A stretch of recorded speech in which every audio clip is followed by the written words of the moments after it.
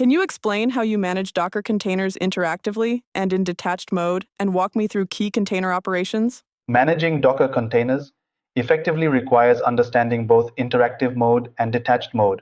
Here's how I handle it step by step. Running a Docker container in interactive and detached mode.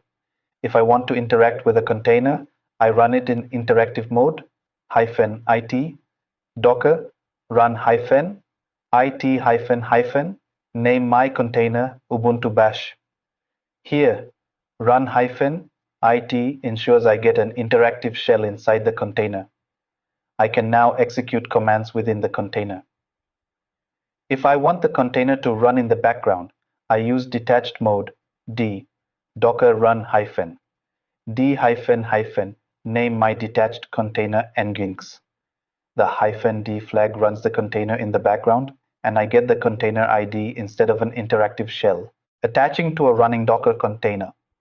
If I need to re-enter a running container, I use Docker attach my container. This is useful when I start a container in interactive mode, but later detach from it.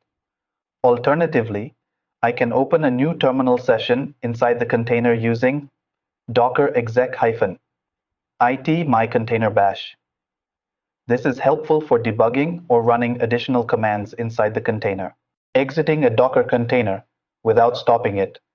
If I am inside an interactive container and want to exit without stopping it, I use Ctrl+P+Q. This detaches my session but keeps the container running. If I want to exit and stop the container, I use exit. This will terminate the container process. Stopping a running Docker container. If I need to stop a running container gracefully, I use command docker stop my container. This sends a SIG-term signal, allowing the container to shut down cleanly. If the container is unresponsive, I force stop it with command docker kill my container.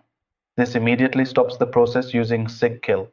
Restarting a stopped Docker container. To restart a container that was previously stopped, I use command docker start my container. This brings the container back online with its previous state. If I need to restart it forcefully, I use command docker restart my container. This is useful when applying new configurations or debugging an issue. Removing a Docker container. Once I no longer need a container, I remove it with command docker rm my container. This permanently deletes the container. If the container is still running, I stop and remove it in one step with the command docker rm-f my container.